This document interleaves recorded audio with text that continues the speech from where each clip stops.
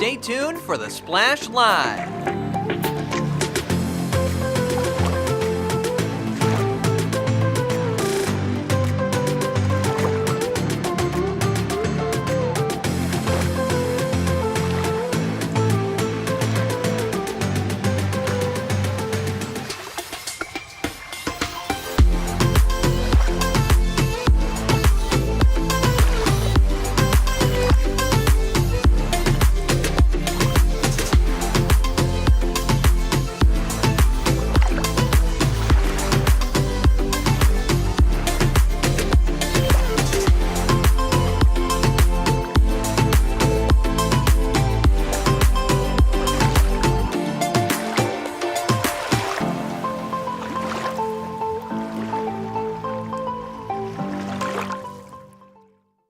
It's time for the Splash Live from Civic Center TV, featuring stories from and about people like you in the Greater West Bloomfield area. Simulcast on cable, 89.3 Lakes FM, social media, and the web. Now live from Green Media Center on Walnut Lake Road, it's the Splash Live. Live, local, social, it's the Splash Live on Civic Center TV and 89.3 Lakes FM. Thank you so much for being here. I'm your host for today, Kevin McIntosh. Jumping straight into things, Lions fever has been caught all around Greater West Bloomfield. The NFL's Thursday night football featured our very own Detroit Lions hosting the Green Bay Packers for a win at home, 34-31. Now, before the game, I spoke to some of Greater West Bloomfield's biggest fans of our favorite team. Starting off with West Bloomfield resident Christopher Forbers, who told me he waited his whole life to be a happy Lions fan, and this is his moment. Hey, Detroit Lions. Hey, man, I've been a long suffering fan with Detroit Lions. But, hey, you know, it's great to see them doing what they're doing right now. I'm definitely a fan, and I do support them. I've actually traveled to see them play.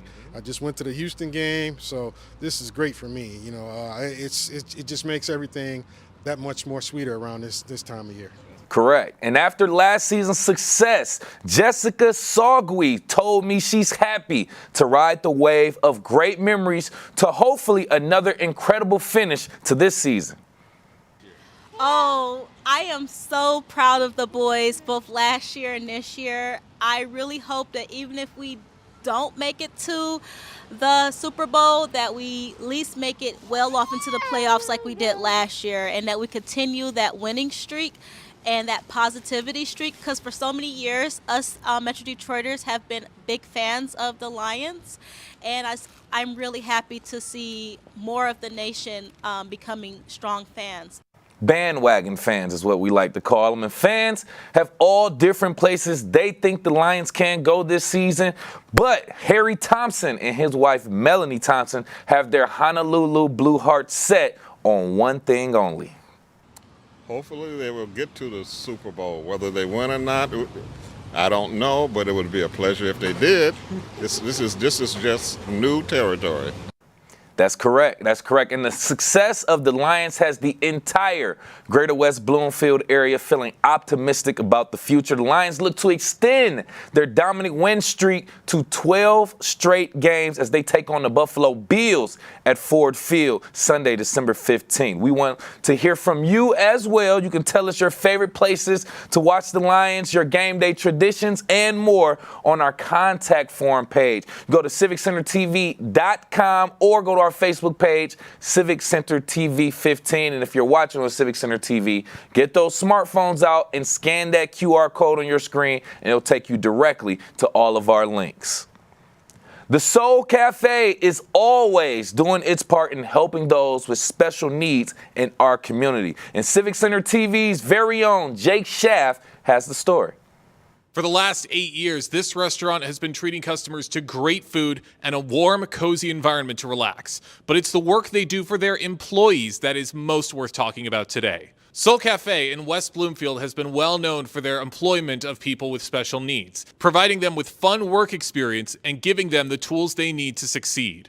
It's also provided them with a close community of people they can rely on. So close that some might even call it a family. We are a restaurant that's part of the Friendship Circle trainee program. What we really work to do every day here is to make a comfortable, safe place for individuals with special needs to come and learn, train, work in a work environment, which is all part of what the Friendship Circle is about. How this developed really was that a lot of the kids that they took such great care of became older, and the parents were looking for something for them to be able to go to and give back and do good for our community. We based our training program about the needs of what the restaurant is, and not only our restaurant, but the goal is to find employment elsewhere at different restaurants so that we can continue to grow the program and to continue to train and employ individuals with special needs. It is a great program. I think that, multiple people with special needs, need a program like this because it helps them and to grow, especially when people are helping them to work and train throughout the whole program. So it helps out, and I truly love it myself. So I think it's a great program. A lot of people don't, have the ability to do something like this, especially when they're special needs, because they need a place to be, to be trained, to work, to socialize. So that's what we're here for. That's our actual part of being part of the Soul Cafe, is to socialize, to work, to help train, and to work together as a big family. So that's my personal feeling about this place. If you could describe Soul Cafe in one word, what would it be? We're all about our soul. Really, it's understanding and seeing the beauty of every soul, of every individual, regardless of where they are or who they are. Sometimes that's forgotten. We look at what their outside is or what the outside looks. But over here, we're all about inclusivity and everyone has a shining soul, and we want to bring that soul out. It's the kind of place where you can't help but smile every time you walk in the door, as Soul Cafe continues to do great work for the community, and more importantly, continues to change lives as well. For Civic Center TV, I'm Jake Schaff. Thank you for that great story, Jake. And that's a true testament to the connection that local businesses and organizations have to the residents of Greater West Bloomfield. We'll continuously keep you updated with things that the Friendship Circle and Soul Cafe are doing, or you can find out yourself on their website, friendshipcircle.org, for more information. Did you know Greater West Bloomfield is home to many prominent figures, such as Mike McKinstry, who actually showed off his accomplishments from over the past year with his show, The Basquatch Hunter, Fish Out of Water, which also airs select episodes on Civic Center TV and 89.3 Lakes FM, including 3 Michigan Emmy nominations, a Telly Award, and over 288 million with an M home seeing him on some of our favorite local lakes. And more recently, he took his massive hit show on the road to visit some of America's top athletes. And now he is joining me now for Inside Scoop on that episode. Mike, thank you so much for being here. Hey, how you doing? Thanks for having me on. Man, doing just fine, man. I was doing some social media scrolling and came across your page and saw that you just went on an adventure recently, traveling to Atlanta, and actually met with the pitcher for the Atlanta Braves, Dylan Lee. Just talk about how that collaboration came about, please. Yeah, so first of all, thanks for going on my socials. That's where I kind of post all of my behind-the-scenes stuff and the action stuff, so I appreciate you going there. Mm-hmm. Yeah, this one was actually different. Usually when I plan episodes, it's a pretty big process of, brainstorming and, writing and coming up with ideas, reaching out to people. This one was exactly the way it should be. We had a mutual friend in the fishing world, and they said, hey, you two need to meet. And that's how it started. And we ended up flying down there and having an absolute blast. That is pretty cool, too. See, one thing I know about your show, if I'm not mistaken, is you pretty much, if people aren't familiar with it, kayak fishing, you introduce them to kayak fishing. But if I'm not mistaken, he was already familiar with it. So just talk about the overall, what you learned from Dylan Lee and what you all talked about. Give a little bit of information if the episode isn't out already. Yeah, absolutely. Yeah, the episode's going to air next summer, actually. I think mid-August. It'll air on Discovery Channel and then online, streaming everywhere. But yeah, this episode was fun because he's one of 2 guests our entire season who actually have kayak fished before, let alone fished before. Most of our guests have never held a fishing pole. So in our show, we get to capture their first experience, not only learning how to fish, but catching their first fish. And in this one, it was. I actually liked it a little bit. It was a little bit different because I didn't have to teach him how to do anything. I had to teach him how to use the kayak a little bit because he wasn't familiar with this kayak. He's never been in a pedal drive kayak. So there was some differences. But we got to hang out and just talk. And, we felt like we were old friends that just haven't seen each other in a while. And that's what fishing does. And we just hung out and talked for 5 or 6 hours, caught some great fish, and got to learn a whole lot, not just about fishing this time, but about each other and our paths and our journeys. And it was an incredible episode. Right. That's actually pretty. I wasn't expecting that, like him to be as experienced with fishing and doing things like that. So to the point where you really didn't have to teach him or tell him anything. That's very unique, especially with him being a professional athlete. So I would imagine from some of the pictures that I saw on your Instagram that you actually went to his field of play also. What were some things that you learned from Dylan Lee as well? Yeah, so it's funny, after every episode is done filming, the guest or someone involved in the production always asks me, what was your favorite episode you filmed so far? And it's funny because I always have the same answer where I'm like, I don't know, they're all amazing. But this one, at the end of this one, I just stood around and I looked around the field and I was like, you know what? I think this is my favorite one because it was so grand and so incredible. Like, we got to have full access to the field at Truist Park in Atlanta, Georgia. And if anybody's ever been a fan of baseball, you know how protected that grass is. It's so sacred. It's so tough to be able to walk on it, let alone work on it. And I got to hit some baseballs. I hit over 100 baseballs, actually, up to 75-mile-an-hour fastballs and sliders I was hitting. Hitting out to outfield is incredible. Got to throw pitchers from the mound. Again, we got to just hang out and talk and just have amazing conversations. And, one of the coolest things happened, too. I actually brought it out here with me, but check this out. Oh, look at you. Yeah, they made me a custom official Atlanta Braves member for the day. So oh my I couldn't goodness. pass that up either. So it was a blast. It was so much fun. And, I'm not the biggest baseball fan in the world, but something about being in that atmosphere turns you into a kid all over again. And, there was a lot of groups of kids there doing tours and going crazy that they saw a professional baseball player on the field. And he stopped to sign some autographs and take pictures. And it kind of brought it all full circle where I was like, man, how many people dream about doing this? And it was just such a great moment. It wasn't one of my favorite episodes because of baseball in general. It was just the overall energy. It was incredible. Wow. And I appreciate you for elaborating on that. I saw the picture. I saw the long caption with you standing on the field, Truist Field. And I almost kind of felt the same thing. I was like, wow, I know that type of feeling, man. I know that. But with us right here live on The Splash, host of the Basquatch Hunter and author of The Adventures of Sasquatch, we have Mike McKinstry on talking about his latest episodes that are due to come out very, very soon. And also locally based West Bloomfield, Basquatch Productions LLC based in West Bloomfield. We love to have him on and talk about it. Don't want to hold you up too much longer. I want to elaborate a little bit on that moment of you just taking that time, right, in silence and reflection. Tell me why that's so important, especially for someone like you who has a very, very busy schedule, reflecting on that feeling of being a kid and everything that, got you to this point right now. Yeah, and I'm glad you brought that up, too, because with that jersey, it all brought it, we had a moment of downtime when we were filming. We were doing interviews with Dylan on the other side of the field, actually in the bullpen, which is in the very back of the outfield.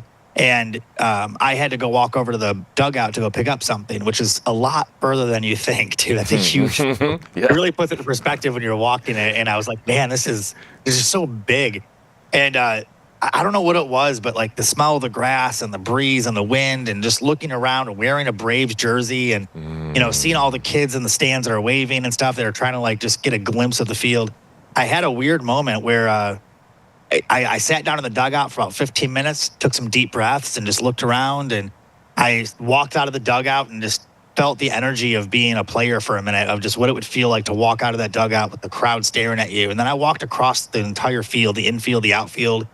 And I had a moment of reflection I normally don't get to have. It's very rare in the show we get to sit still, and I'm not the type of person that likes to sit still in general, but we never really have downtime to like absorb things. And I had a moment in the field where it was just it was so deep, and it was emotional, it was intimate, it was incredible, and it just really made me realize not only how lucky I am, but how much hard work it took me to get there. And there was hundreds of kids walking around the concourse up top, and they were all on tourism groups and stuff. And I was just like, man, like if any of those kids just knew that all they have to do is dream, and all they have to do is just persevere and not give up and just overcome obstacles. If they knew at that age, if I knew at that age even, that you could be on that field like they're dreaming about, they're looking down, they're dreaming about being on that field, and it's like you could do that. And the fact that I get to sit there for a minute and absorb that and realize that I get to do that. And I even reflected on other episodes and other things I've done.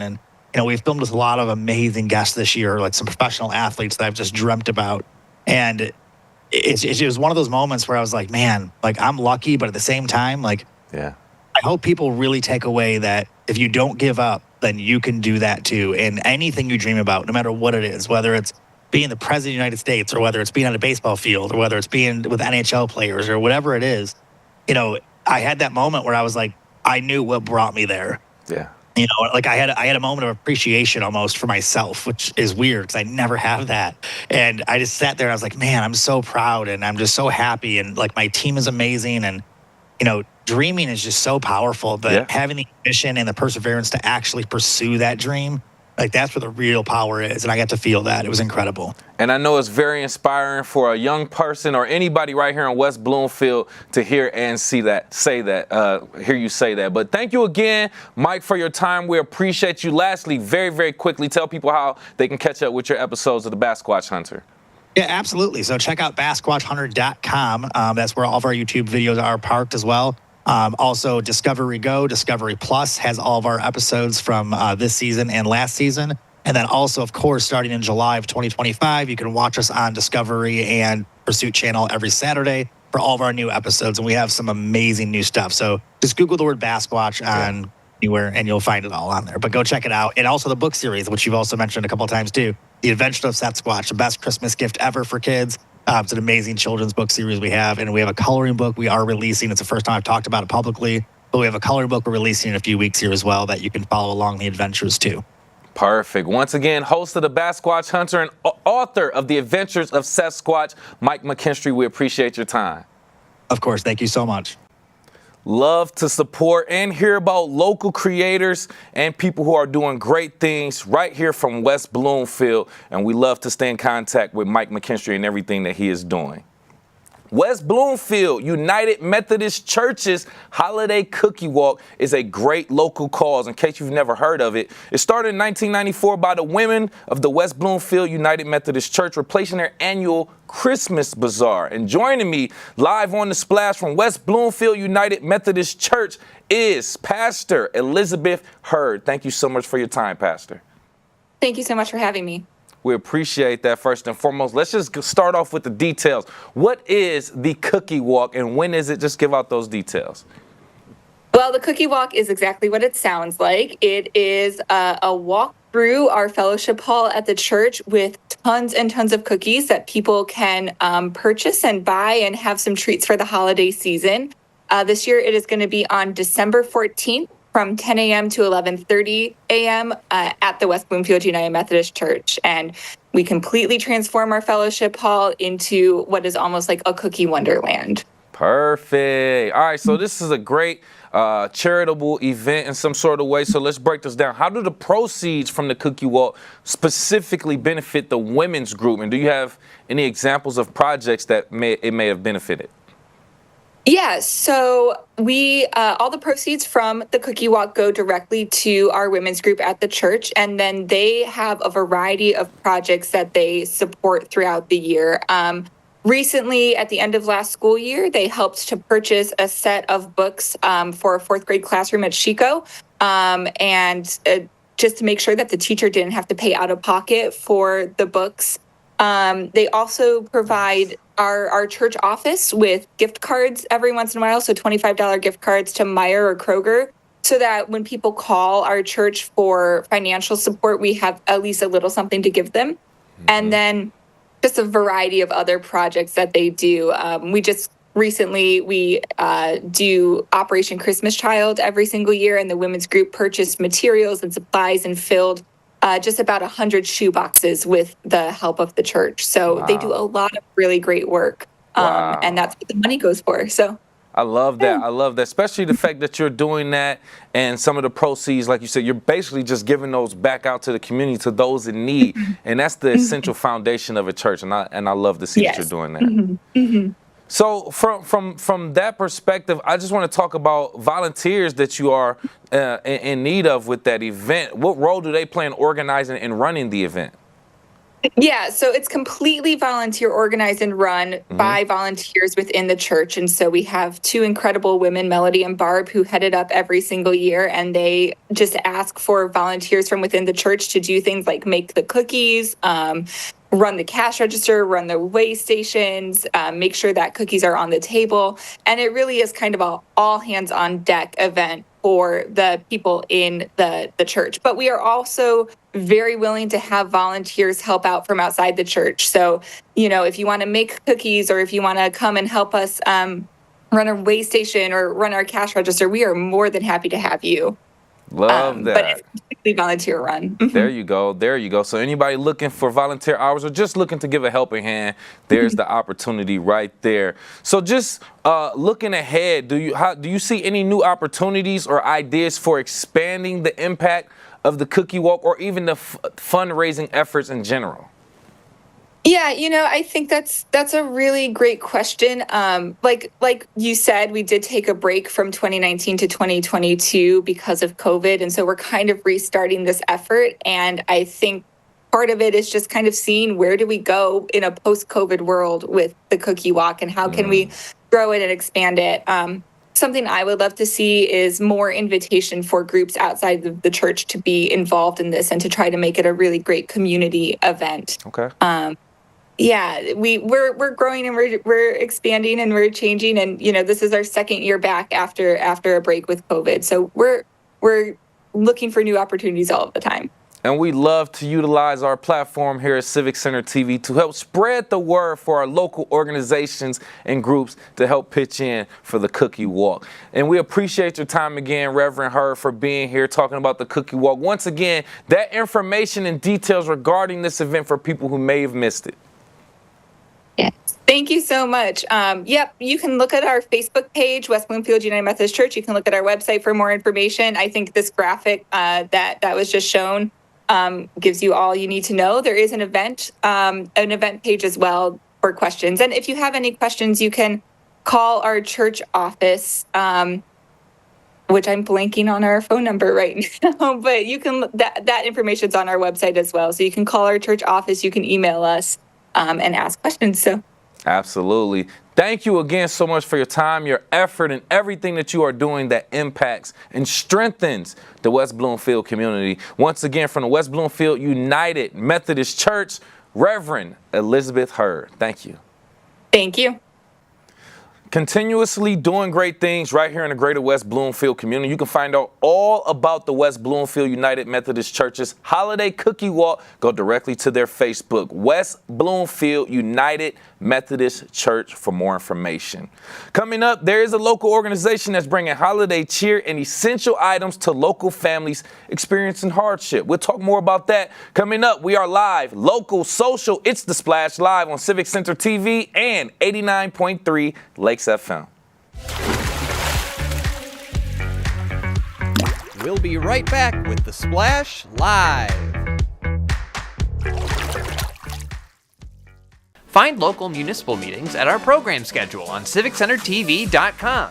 Find when your meetings air live or when they're replaying on our Civic Center TV live stream. Find it all at civiccentertv.com and click schedule at the top of the screen.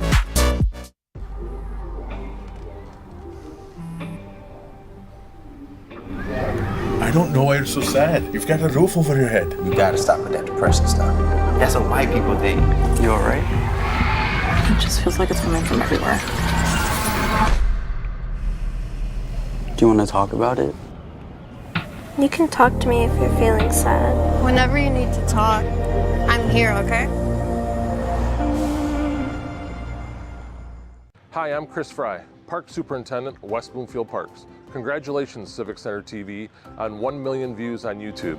Thank you for all you do in the community, and thank you for having me on The Splash throughout the season to talk about activities out in the parks. Chris Fry, proud to be 1 in a million.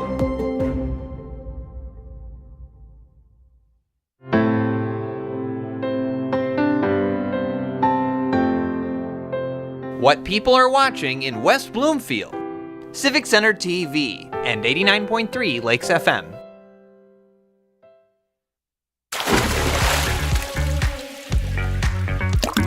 And now, back to The Splash, live.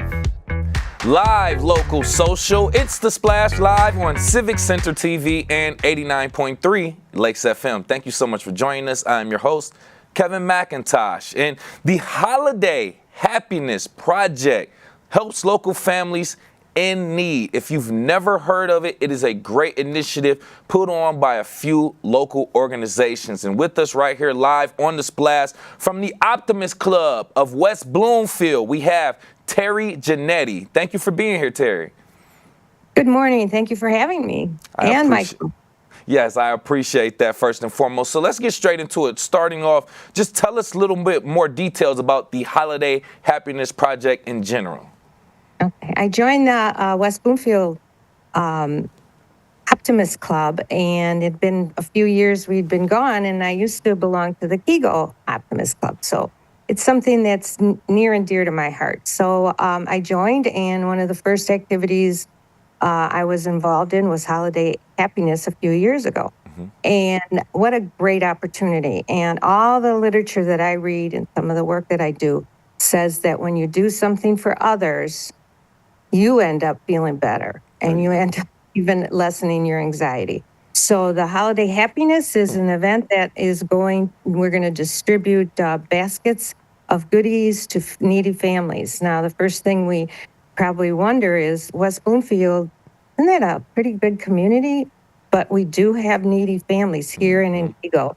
And we're working together with the Kegel Club, the Jacket Club, and we are going to provide a basket that is full of a Thanksgiving or a holiday food, a turkey, all the sides, all kinds of goodies in there. We buy their kids either hoodies or jackets for the winter, and we buy either, it depends on the age, what's appropriate. We end up giving the kids a game or giving them a toy or giving them a gift card, because the 8th grade and above probably would rather go shopping and get their own thing. So, right? And then they come to the fire station on December 21st. Okay.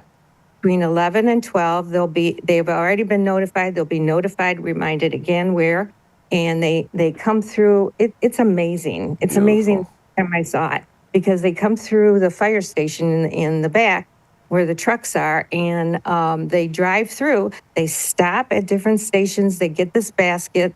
It not only has food, but and stuff for the kids, but it also has household supplies. And we get donations. We get the actual donations of some as much as we can of food for the rest.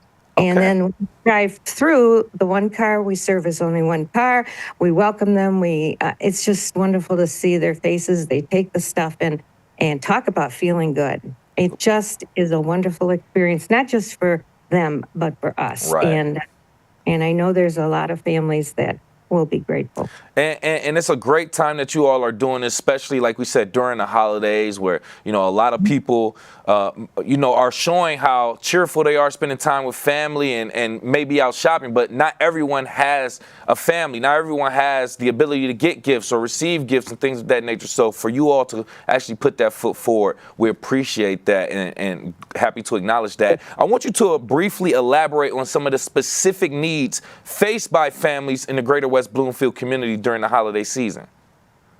Well, like you said it very well. There are small unit families where they don't have outside families. They don't have to go. That's one issue. The other issue is they don't have the money to, they're budgeting and they do the best they can, and they don't have budget money to go out and get some things that they, that they feel good about, and not just the food, so they can enjoy it with their immediate family, but also all the other things. We wrap everything up, the gifts, on that Friday before. So the kids get things that are wrapped up. We get volunteers. So I think it just really helps those that don't have as much as we do. And I'm really proud of that. And I'm happy, and I'm once again so happy that you all are doing this for our local community and those in need specifically. Once again, join us right here live on The Splash from the Optimist Club of West Bloomfield, Terry Janetti, talking about the Holiday Happiness Project and how they give back to local families in need during this holiday time. I want you to briefly also talk about the fact that you all are getting donations for this and also getting help from the community as far as volunteers. Just talk a little bit more about the process of getting these donations, where they come from, and then talk about the volunteering aspect of it also. Yeah, I'd love to. First of all, I don't want to start naming people that have given something, but there are local businesses, local, like the police, the firefighters, local businesses, like I said,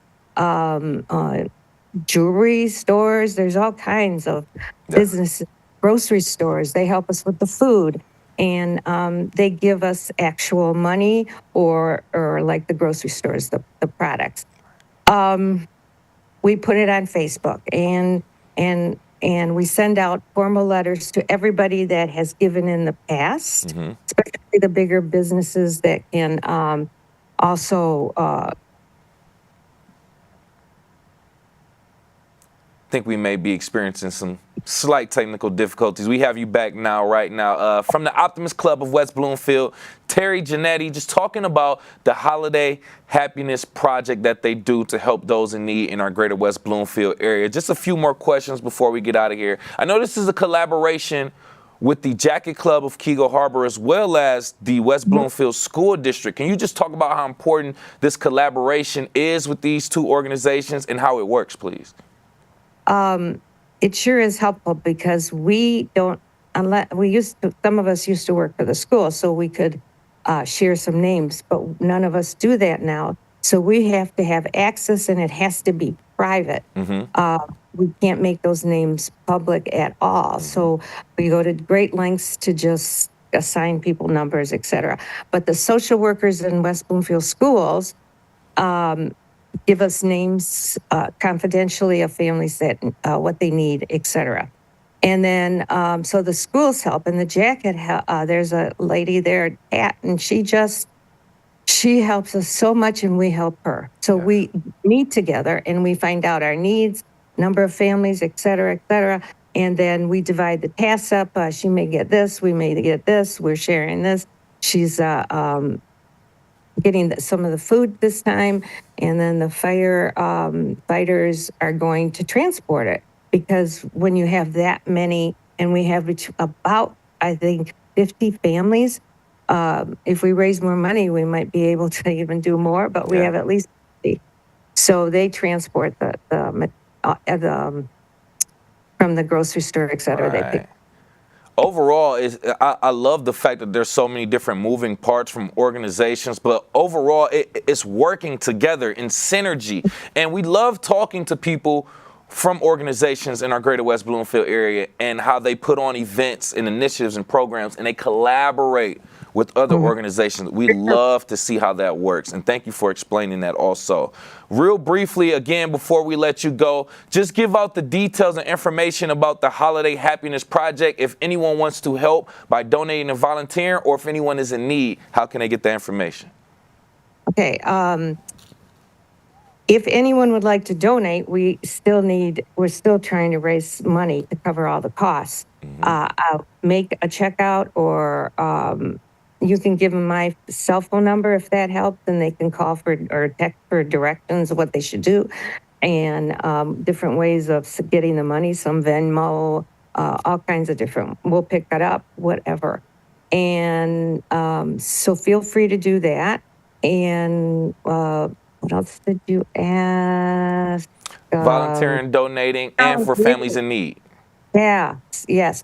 I think we have quite a number of families that we've targeted already, but, you know, two more came in the last day or so.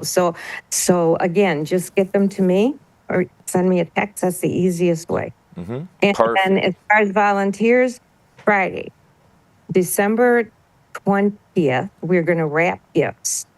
And we need what we call wrappers. And it's also fun. It's a fun day. Nice. Everything's organized. You come in, you wrap, you go, and they feel good. And we're going to be wrapping gifts again at the fire station. And it's the fire station on Maple, just east of Orchard Lake Road. And the wrapping will be from about 10 to 1. When we're done, we're done. Perfect. And Saturday, we're going to, we have to pack things up and be ready to distribute. So the cars start coming between 11 and 12. But we'd need people before that and to clean up after, you know, the people that don't want to be on the front lines, but we sure need them to clean up and set up. Oh, so yes. That's February. I don't think so. December 20th and December 21st, and feel free to text me. If I don't get back right away, it means I'm getting a lot of texts. Well, either way it go, we appreciate your work. We appreciate everything you, the Optimist Club of West Bloomfield, and the Jacket Club of Keego Harbor is doing for our community. Once again, from the Optimist Club of West Bloomfield, Terry Janetti, we appreciate your time. Thank you. Yes, and I know it was probably a lot to consume there, but if you are looking for more information on the Holiday Happiness Project, how you can help and things of that nature, go to the Facebook page of the West Bloomfield Optimist Club, West Bloomfield Optimist on Facebook for more information regarding that.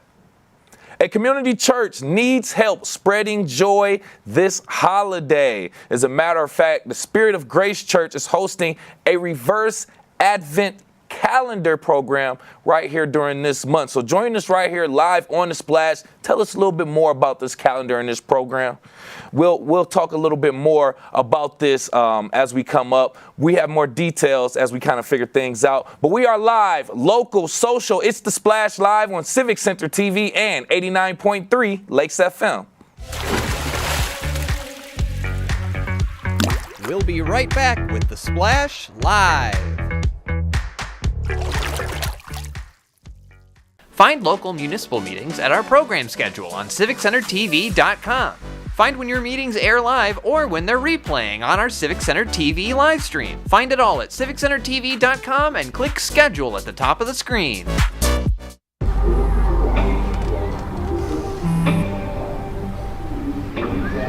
I don't know why you're so sad. You've got a roof over your head. You gotta stop with that depression stuff. That's what white people think. You alright? It just feels like it's coming from everywhere. Do you want to talk about it? You can talk to me if you're feeling sad. Whenever you need to talk, I'm here, okay?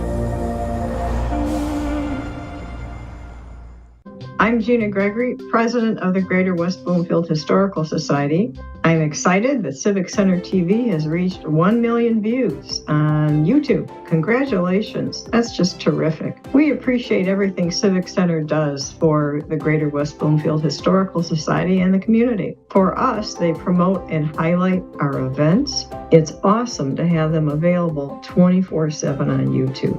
I'm Gina Gregory and proud to be one in a million.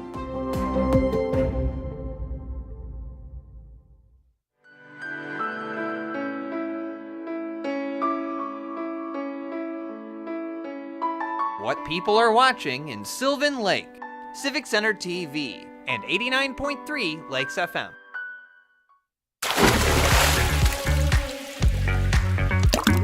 And now, back to The Splash, live. Live, local, social, it's The Splash Live on Civic Center TV and 89.3 Lakes FM. Thank you for joining us. I'm your host, Kevin McIntosh. Getting back to the topic of a local community church needing help spreading joy this holiday season, and that church is the Spirit of Grace Church, continuously doing great things in our community. And Civic Center TV's very own Jake Schaff had a chance to speak with the pastor of Spirit of Grace Church, Joyce Partika-Stibe. With the holiday season in full swing, many organizations are making sure to spread the joy and the happiness this season. And the Spirit of Grace Church is doing so with their Reverse Advent Calendar program. Here to tell us more about this program, we have pastor with the Spirit of Grace Church, Joyce Partika-Stibe, joining us on The Splash today. Joyce, how are you? I'm doing well. How are you? Really, really good, and glad to have you with us to hear about this program. Now, most people would know what an Advent calendar is. It's one of those things where you open up each day and you get like maybe a treat inside, or it shows like a little photo for the holiday season. But this is a reverse Advent calendar. Tell me what that means. So what that means is instead of getting something out of it every day, you're giving something to it. And so we really started it because we have some things that we like to support. So at Spirit of Grace, we have a diabetic food pantry. We have a blessing box that is available 24 hours a day, 7 days a week, in which people can get food and sometimes toiletries out of. And then we also like to support our school systems. And so when we were thinking about how to do all of this, really the Reverse Advent Calendar was the best way to do it. So we tried to find some objects that people could find for a decent price, either at the dollar store or things that go on sale often, so that it wasn't overburdening people to ask them to donate to all of these organizations. But at the same time, we were able to support the community in different ways.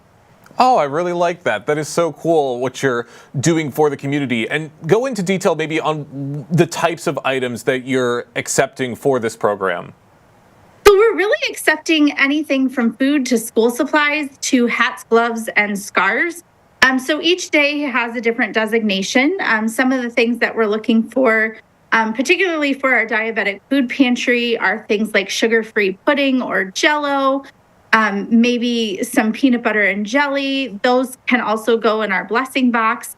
And then we're also looking for things like dry erase markers, crayons, erasers, Lysol wipes that can be donated to the school to help them, because we know that once that second part of the year starts in January, supplies tend to run low because they've been used all year. That's absolutely right. And if you're watching on Civic Center TV, you can see on our screen right now the full Advent calendar and the list of items, each designated item for each designated day in December. Now, go into a little more detail on how this program got started. Is this the first year you guys are doing this program, or has this been going on for a while? This is year number 2. I heard about it from a colleague of mine in a different state, and I went, oh, that's a really cool idea. And so I talked to our community action team and our council president or vestry president and asked, what they thought about it. And they were ecstatic, because it meant that instead of trying to have 3 different donation bins, it meant that we could combine things and again, be aware of what we're asking people to donate, because we know that there are so many places that you can give donations and so many people asking for those donations. We didn't want to overburden people, but at the same time, we wanted to be able to support our community. And does this provide a fun little aspect to the Spirit of Giving this year? I really think it does. I think one of the joys that I have is that it spans all generations. So it's not like somebody just giving money. It really is, I can take my son to the grocery store and pick out these items, or I can take my son to the dollar store and ask him to help me pick out these different items. And I think it's something that families can participate in. And even if you can't do all of the days, or, you forget a day here and there, it's okay. There's really no pressure to it, and there's no commitment to it. That's right. Do what you can and don't go overboard if you're not able to. For those just joining us on the Splash Live, we have pastor with the Spirit of Grace Church, Joyce Partica-Stibe, joining us to talk about the Reverse Advent Calendar program that's going on all throughout the month of December. And Joyce, you mentioned a little bit before where most of these donations are going to be benefiting. Could you go into a little more detail on where they will be benefiting and maybe go into your relationship with these organizations?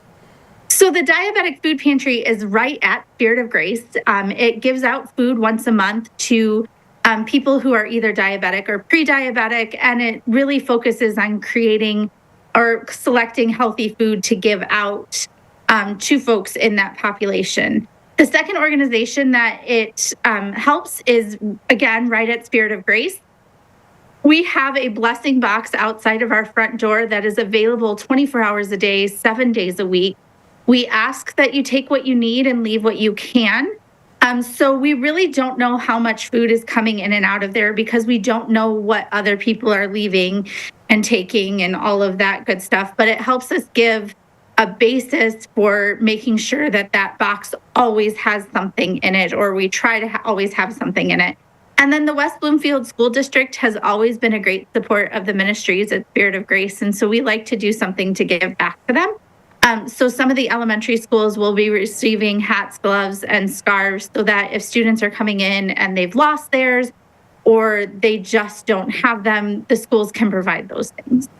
And that's amazing that you guys are helping to provide those things for those people. And having had this program go on for a few days now, what have you heard from people who've been participating so far, and what's the turnout been like? So we haven't seen anything yet, partially because we've asked people to keep their bags until January when those can come in because it is an Advent thing. We have told people that they can just bring them in as they want to or as they need to. So we really haven't seen anything yet that I'm aware of. But at the same time, I love the comparisons that people are doing. You know, I got this little hat, glove, scarf at, Walmart, or I found this really cool thing at Kohl's, or, whatever they're doing, or I'm going to get this flavor of jelly. And some of them are planning out their grocery shopping trips around those items. So it's really fun to see the community come around it too. And we've posted it on our social media, and to see community members, people that I don't see in church on Sunday mornings participating in this is really awesome. That's amazing that this is reaching so many other people, not even people who are going to the church. It's going beyond that. And you talked about your socials a little bit. Where can people go to learn a little more information about this program and for ways that they can help give back and donate? So Spirit of Grace Facebook page is a great place to start. We also have an Instagram page, Spirit of Grace West Bloom, or WB. And then, anytime you need something or you want to find out more information, calling the church office is always a possibility, or you can email me at pastorjoyce@spiritofgrace.church. All right, great locations to go and to learn a little more information. Joyce, before we let you go, any final words to say to everybody to get them to come out and donate? So Spirit of Grace has a longtime relationship of being in partnership with the West Bloomfield community and the surrounding areas, Keego Harbor, Orchard Lake. I don't want to leave anyone out, so I can't name them all. But what I really find meaningful is that it really is a community effort. So thank you, thank you, thank you. Thank you for supporting what we're doing. Thank you for supporting us and supporting our community. And thank you for participating in the ways that you can. That's right, and we thank you for all the work that you do for the great people of West Bloomfield, Keego Harbor, Orchard Lake, Sylvan Lake, and beyond. Joyce Partica-Stibe, we thank you for your time today. Thank you. Great information. If you are looking to find out more about what Spirit of Grace has going on, visit their Facebook, Spirit O Grace, or go directly to their website, spiritofgrace.church, for more information.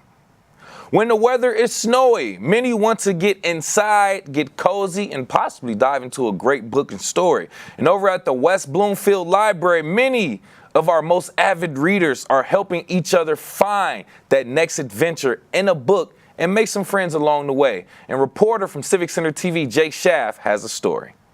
The joy of reading has always been a strong one here in West Bloomfield, and there's no better place for avid readers to come from all across the community to talk about the next great story than with Book Talks, a monthly book club event that takes place right here at the West Bloomfield Township Public Library that's been happening for the last 40 years. 40 years of telling stories, sharing memories, and building that ever-strong love of reading.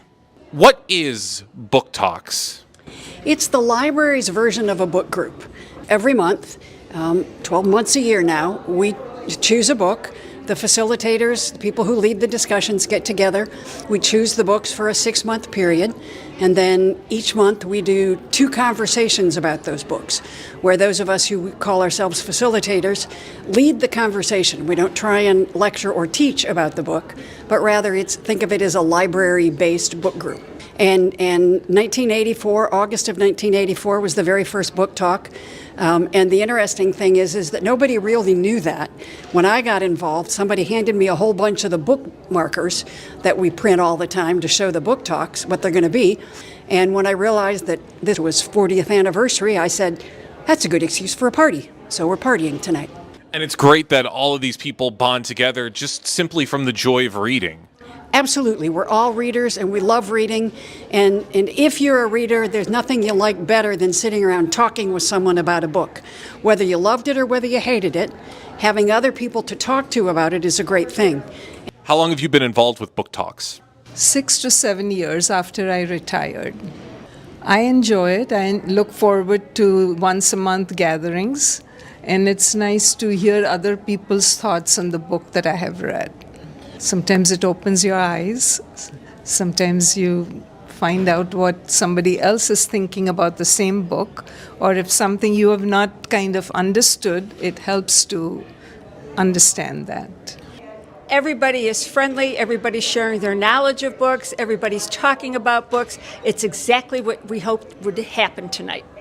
I sat down at a table with somebody who did not know anybody here who came, and I said, let me join you, and we started talking about books, and the conversation just flowed, and as people kept joining us, it just grew more and more. It just was absolutely delightful. What do you think people get out of attending Book Talks other than just learning about brand new books? I think one of the things they get is they get to meet other readers, and I think that's important. I think it ties them to the library, and this is an amazing library, one of the best in the country. A 5-star library, according to the Library Journal, and I think that it's 12 of them in the state of Michigan. That's pretty amazing. So it also makes them library patrons and library fans and library supporters. And the other thing the Book Talks do is they bring people into the Friends, and the Friends are major supporters of the library. Book Talks may be 40 years in, but there are still plenty of stories to tell and plenty of connections to be made. And as the club turns the page into a new chapter of celebration, it'll be exciting to see just what those stories are and how the community will continue to bond over the joy of a good book. For Civic Center TV, I'm Jake Schaff. Thank you for that story, Jake. Very, very great to know that there is a great place for people who are avid readers to all meet in one place. For upcoming book talk dates every month at the main library, you can visit their website, wblib.org, for more information. The menorah in the D is currently being prepared for the holiday celebration. In case you didn't know, here's a quick did you know fact. The menorah in the D features the largest menorah in Michigan, a massive 26-foot steel and glass structure designed by local artists with that in mind. So with us right here live on The Splash, giving more information about Menorah on the D, VP and Executive Director of the Chabad Lubavitch of Michigan, we have Rabbi Kazriel Shemtov. Thank you for being here, Rabbi. Thank you for having me. So let's just get straight into this unique event right here. Just tell us a little bit more about Menorah in the D, please. Well, we're excited to be back here again this year. It's now a staple of celebration in Detroit, where we launch the holiday of Hanukkah for the city of Detroit and essentially for the state of Michigan. So it's a wonderful opportunity.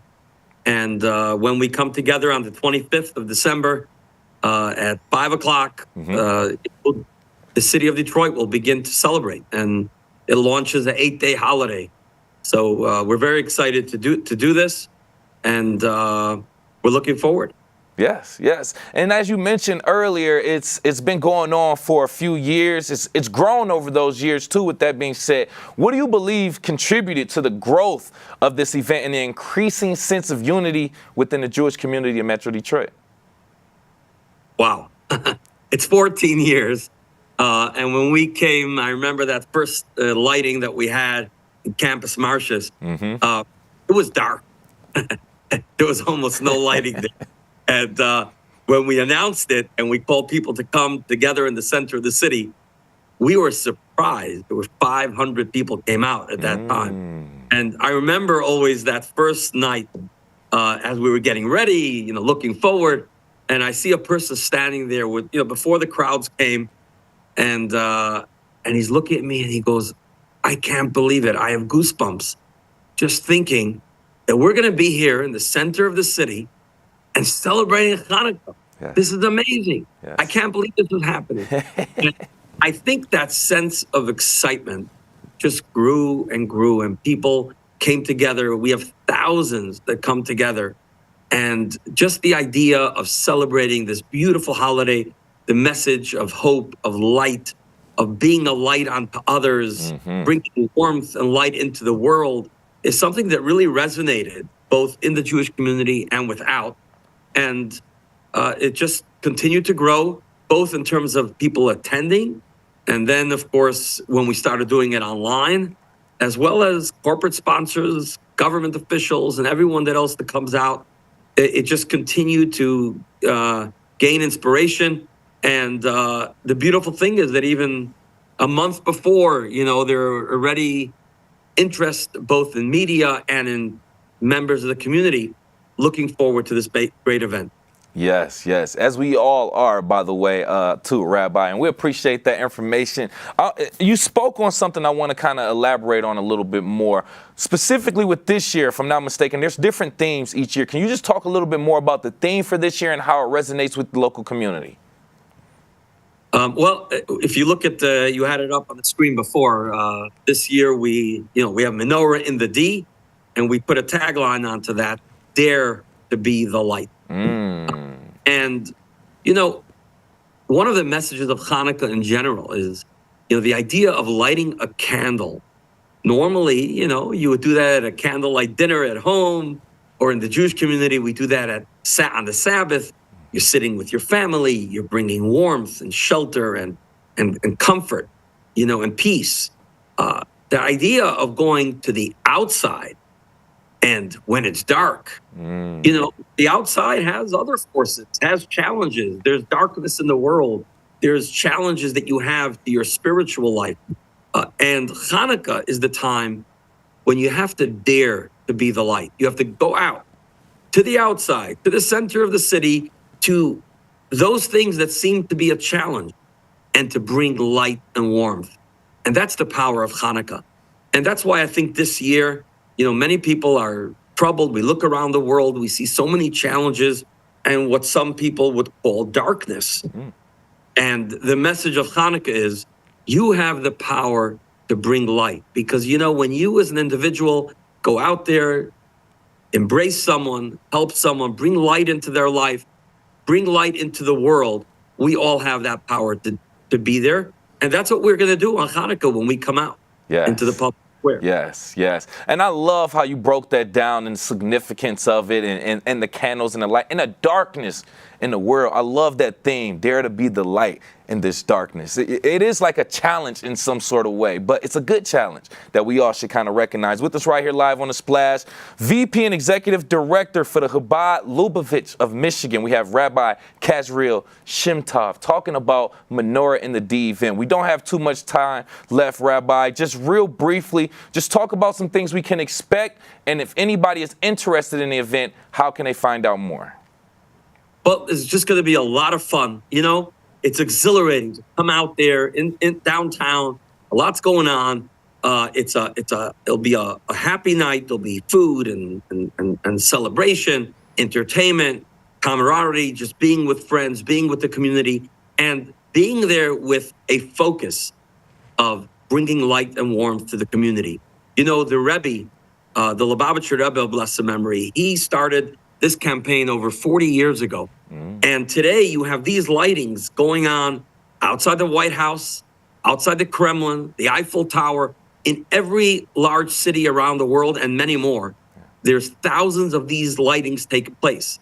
And today, Detroit became one of those cities that have this incredible, beautifully designed menorah, and so many people coming as part of it. So we could be proud as Detroit, as Michigan, to be part of this message, to be part of this global message. And, you know, for the community at large, the Jewish community, it's 8 nights. Every night in our home, we light a candle. And Chabad Lubavitcher, Michigan has every night of Hanukkah all across the state, public menorah lighting. And if you go to our website, menorahinthed.com, you'll see every night another public lighting which you can participate after this great lighting of the launching of Menorah in the D. So I would recommend everyone find out. Also on our website, you could get a menorah, you could get a Hanukkah kit, which you could put into your, which you can have to light your candles at home with your family, and then join the public lightings as well. Perfect. Just one thing that came to my mind real briefly. I just want you to explain the importance, or not even the importance, why people who are not a part of the Jewish community like myself, why it's great for us to attend this event. You know, the whole celebration of Hanukkah and the miracle of Hanukkah was when the Jewish people in Israel almost 2,000 years ago were being persecuted against their religion. And they were able to stand up and be free again and dedicate themselves to the service of God. America stands for religious freedom.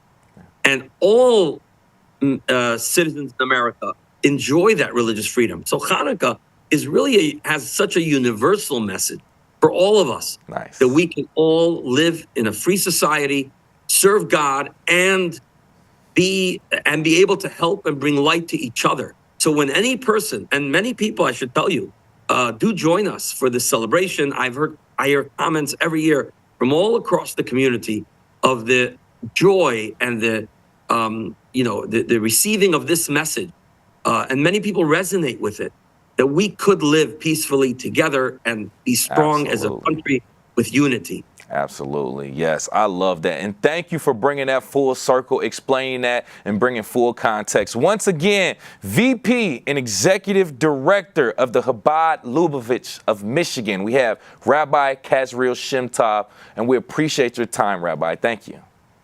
Thank you very much. Thank you. Absolutely. Menorah in the D happening December 25th, Campus Martius in downtown Detroit at 5 p.m. We will continuously keep you updated on that and other events.